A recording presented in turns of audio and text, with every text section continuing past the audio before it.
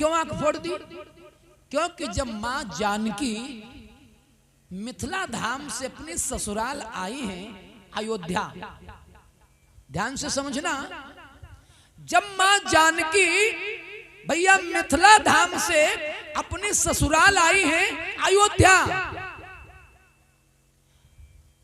तो राजा दशरथ ने अपनी रानियों को बुलाया और कहा, रानियों ये दूसरे की बिटियां हैं, इनको कोई तकलीफ ना हो, सास वाला हक मत दिखाना, ये बच्ची हैं, बहुत छोटी हैं, इनको कैसे रखना है, इनसे कैसे प्यार करना है जानती हो? जैसे पलकों के बीच में आंख की पुतली रहती है। एक एक शब्द समझिएगा। दशरथ ने कहा, ए रानी बधुलरिकनी तो पर घर आई, बधुलरिकनी पर घर आई, बधुलरिकनी पर घर आई, बधुलरिकनी पर घर आई, बधुलरिकनी पर घर आई, बधुलरिकनी क्या बात पर घर आई, राखव नयन पलक की नाई, राखो नयन पलक की नाई, राखो नयन पलक की नाई, बधुलरिकनी तो बोले पर घर आई और राखे नयन पलक की नाई। जैसे पलकों के बीच में आंख रहती है, आंख की पुतली की रक्षा पलकें करती हैं। यदि तिनका भी गिरने को होता है आंख में तो भैया पलकें तुरंत बंद हो जाती हैं। हाँ? ये जिम्मेदारी सौंप दिया किसने? महाराज दशरथ ने महारानी कौशल्या, कैकेयी और सुमित्रा को, कि अपनी पतोहन को कोई तकलीफ ना हो, सोच लो, शिकायत ना मिले, सास वाला हक मत दिखाना। माता कौशल्या बोली, स्वामी कैसी बात कर रहे हो, जैसा दुलार जैसा प्यार मैंने अपनी बिटिया से किया, अपनी बिटिया को दिया, वैसा प्यार दुलार अपनी पतोहन से करूंगी, वैसा प्यार दुलार पतोहन को दूंगी। और वैसे दिया प्यार दुलार माता कौशल्या ने, वैसे प्यार दुलार दिया, वैसे रखा।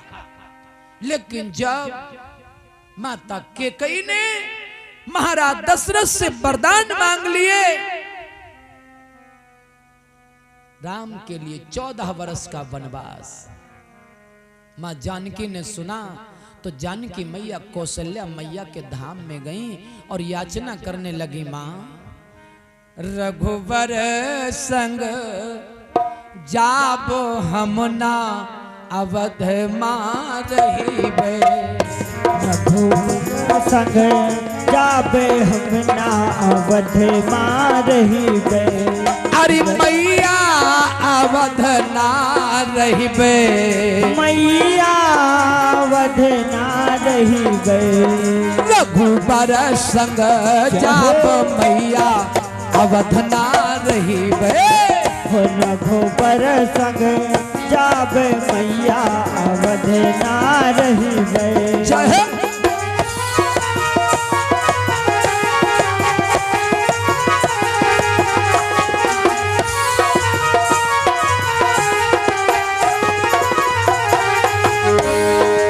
माता कौशल्या ने कहा, बिटिया वन में बड़ी तकलीफ होगी, कैसे जाओगी, कैसे रहोगी? हम लोगों को लोग हंसेंगे कि सीता को भी वन में भेज दिया गया। सीता कहती, मां जितनी तकलीफ होगी सब मुझे स्वीकार है, लेकिन मैं अयोध्या में नहीं रहूंगी। जो रघुबर मोरे रथ चढ़ी जई है, जो रघुबर मोरे रथ चढ़ गई है, जो रघुबर मोरे रथ चढ़ गई है। अरे जो रघुबर मोरे रथ चढ़ गई हैं, रथ चढ़ गई हैं तो पैदल चली जाब मैया अवध ना रही बे। रघुबर संग जाब मैया अवध ना रही।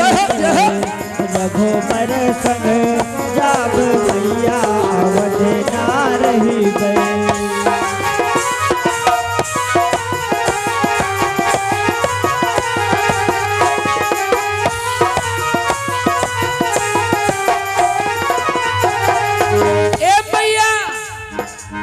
जो रघुबर मोरे कंदमूल खई हैं, जो रघुबर मोरे कंदमूल खई हैं, जो रघुबर मोरे कंदमूल खई हैं। अरे जो रघुबर मोरे कंदमूल खई हैं, अरे कंदमूल खई हैं तो भूखी रही ल्याब मैया अवध ना रही बे। रघुबर संग जाब मैया अवध ना रही बे। रघुबर संग जाब मैया अवध ना रही बे। जय हो।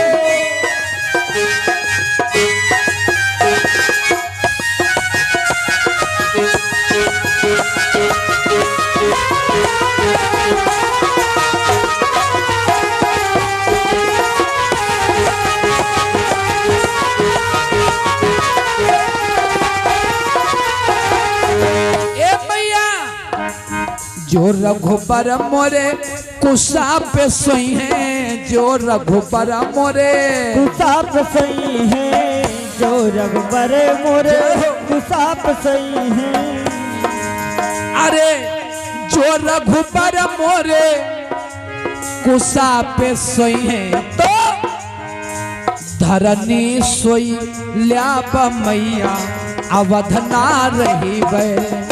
रघुबर संग जाब मैया अवध ना रही बे।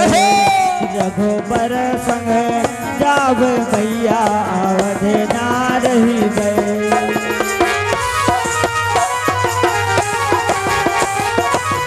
क्या बात है।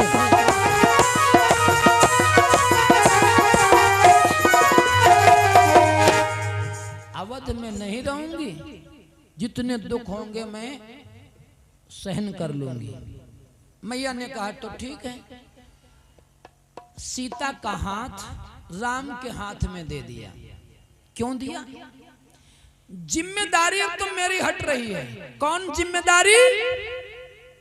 जो हमारे स्वामी ने कहा था बधुलरिकनी पर घर आई, राखे वो नयन पलक की नाई। अब मैं किसको रखूंगी? हाँ?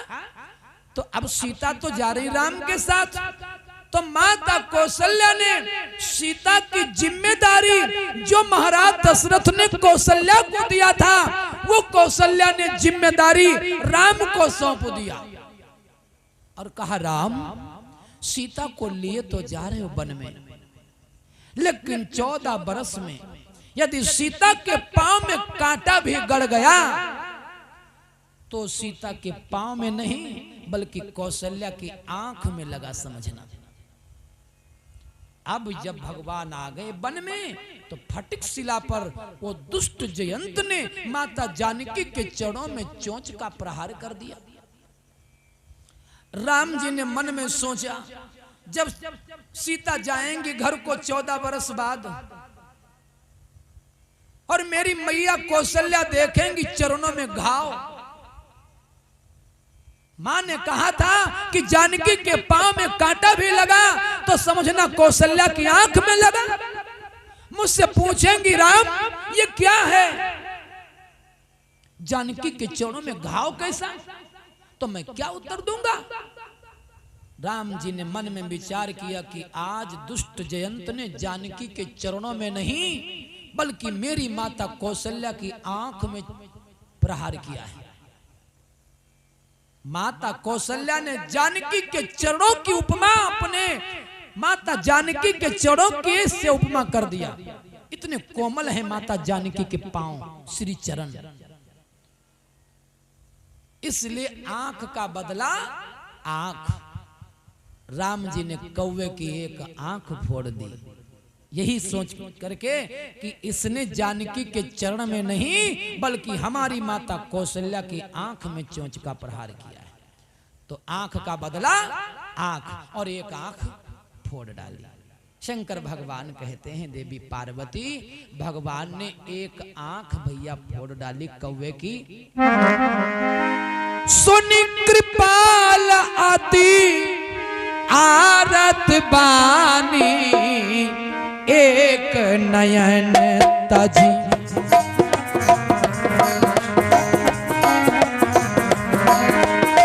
सुनि कृपाल आती, सुनि कृपाल आती आरत बानी, एक नयन करी तजा भवानी, एक नयन